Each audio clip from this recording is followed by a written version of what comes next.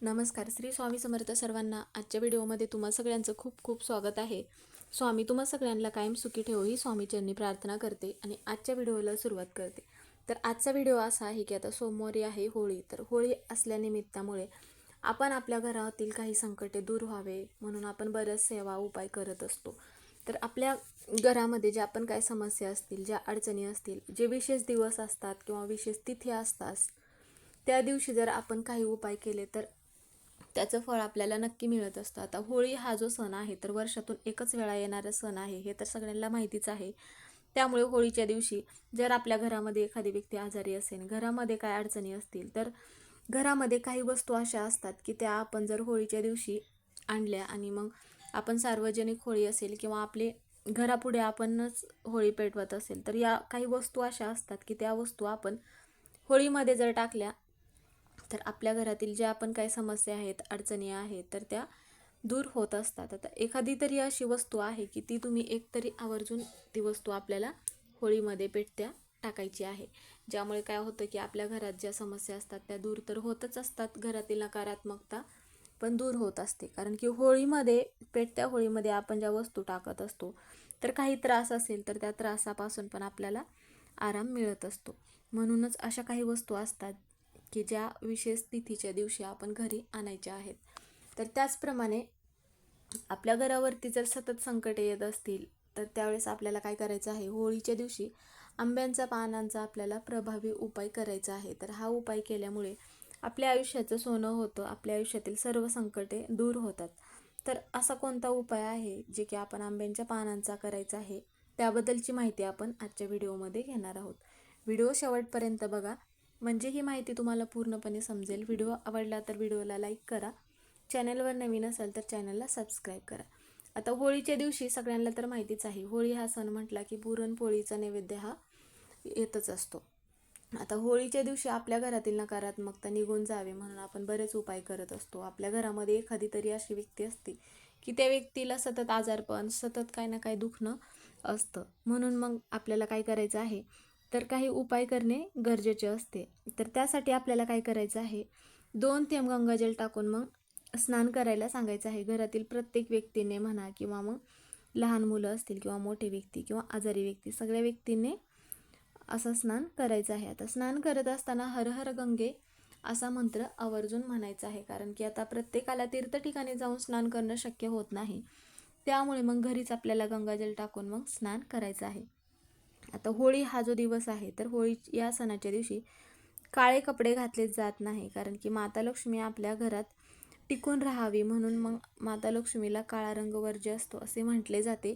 त्यामुळे मग होळीच्या दिवशी चुकूनही काळा रंग हा घातला जात नाही. आता ही जी परंपरा आहे तर सगळ्या भागांमध्ये सारखी नाही, त्यामुळे तुमच्या इकडं हा नियम पाळत असतील तर तुम्ही पण मग असा नियम आवर्जून पाळू शकता.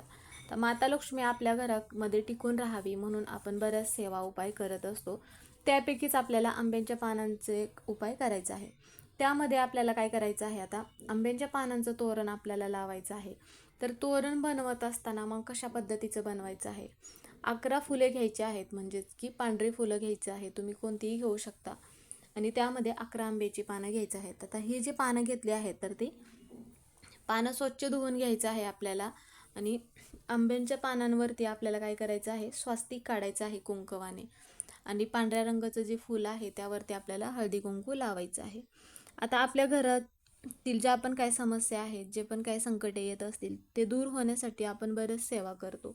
तर त्यासाठी मग आपल्याला काय करायचं आहे, आपल्या घराची प्रगती व्हावी म्हणून मग आपण प्रार्थना पण करत असतो. पण आता पौर्णिमेच्या दिवशी माता लक्ष्मी जी आहे तर पृथ्वीवरती भ्रमण करत असते. म्हणून मग माता लक्ष्मीला आपल्याला काय करायचं आहे, एकतरी तुपाचा दिवा लावायचा आहे.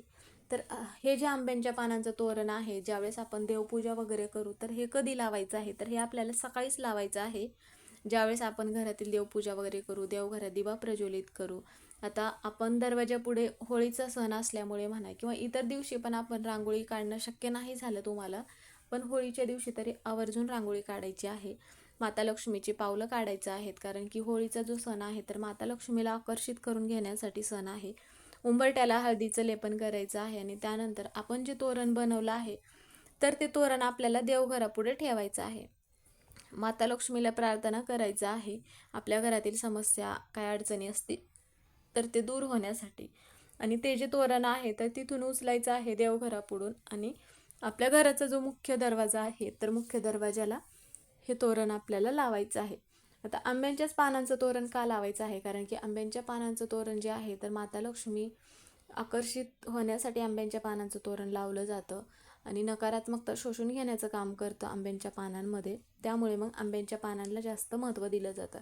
आपण बघत असतो कोणतीही विधी असेल तर त्यावेळेस आंब्यांचं पान असेल तर ती विधी पूर्ण होते, हे तुम्ही बघतच असाल. त्यामुळे कोणतेही शुभविवाह म्हणा किंवा कोणतेही शुभ कार्य असेल तर आंब्यांच्या पानांचा हा वापर केला जातो. त्यामुळे मग एवढं महत्त्व आंब्यांच्या पानांना दिलं जातं.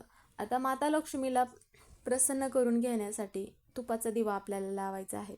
आता जर तुमच्याकडे तूप नसेल तर तुम्ही तिळाच्या तेलाचा किंवा मग मोहरीच्या तेलाचा पण दिवा लावलात तरीही चालेल. तर हा जो दिवा आहे तर हा दिवा आपल्याला काय करायचा आहे, जर तुमच्याकडे तूप नसेल तर तुम्ही तिळाचा किंवा मोहरीच्या तेलाचा दिवा लावला तर त्यामध्ये थोडीशी हळद टाकायची आहे आणि मग दिव्यामध्ये आपल्याला 2 लवंग जे आहेत तर 2 लवंग घ्यायचे आहेत आणि जे आपण लवंग घेणार आहोत तर ते चांगलेच घ्यायचे आहे. आणि नंतर मग काय करायचं आहे, माता लक्ष्मीला हे अर्पण करायचं आहे. आणि माता लक्ष्मीचा आपल्याला जो मंत्र आहे ओम महालक्ष्मी नमः असा मंत्र 108 वेळा म्हणायचा आहे किंवा मग तुम्ही महालक्ष्मी अष्टक म्हटलात तरीही चालेल.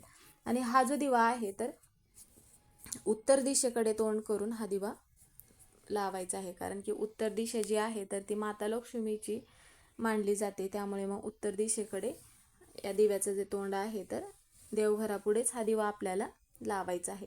त्याचप्रमाणे संध्याकाळच्या वेळी ज्यावेळेस आपण होळी पेटवणार आहोत तर होळीच्या दिवशी पण एक दिवा प्रज्वलित केला जातो. तर हा जो दिवा आहे तर हा दिवा पंचमुखी दिवा प्रज्वलित केला जातो होळीच्या जवळ. ज्यावेळेस होळी आपण पेटवणार आहोत त्यावेळेस आता पंचमुखी दिवा बनवल्यानंतर त्या दिव्यामध्ये तुम्ही तिळाचं किंवा मोहरीचं तेल टाकून पण हा दिवा प्रज्वलित करू शकता.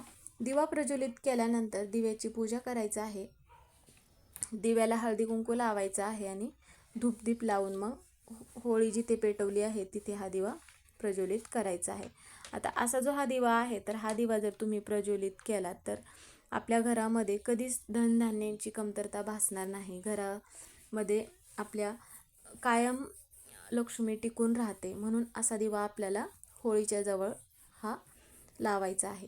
तर बऱ्याच ठिकाणी असा जो हा दिवा आहे तर हा दिवा लावला जात नाही. त्यामुळे तुम्ही घरामध्ये तुमचे वडीलधारी ज्या मंडळी आहेत त्यांना विचारून तुम्ही हा असा दिवा लावू शकता. कारण की प्रत्येक गावची म्हणा किंवा प्रत्येक शहराची जी परंपरा आहे कोणतेही सण साजरे करण्याची ती प्रत्येकांची वेगवेगळी असते. त्यामुळे तुमच्या इकडे जसे नियम असतील त्या नियमाने तुम्ही मग होळी हा जो सण आहे तर तो साजरा करू शकता.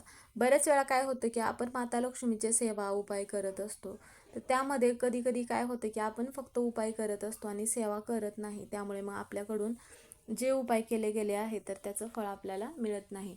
उपाय करण्याबरोबरच सेवा पण करणे तेवढेच महत्त्वाचे आहे. म्हणून घरामध्ये माता लक्ष्मी कायम टिकून राहते आणि आपल्या आयुष्याचं सोनं होतं. आपल्या आयुष्यातील सर्व संकटे हे दूर होत असतात. एवढं महत्त्व मग होळीच्या दिवशी म्हणजेच की होळीच्या सणाला दिलं जातं. तर मग तुम्हाला माहिती समजलीच असेल. व्हिडिओ कसा वाटला कमेंट करून नक्की सांगा. कमेंटमध्ये ओम महालक्ष्मी नमः हे लिहायला विसरू नका. व्हिडिओ पूर्ण बघितल्याबद्दल धन्यवाद.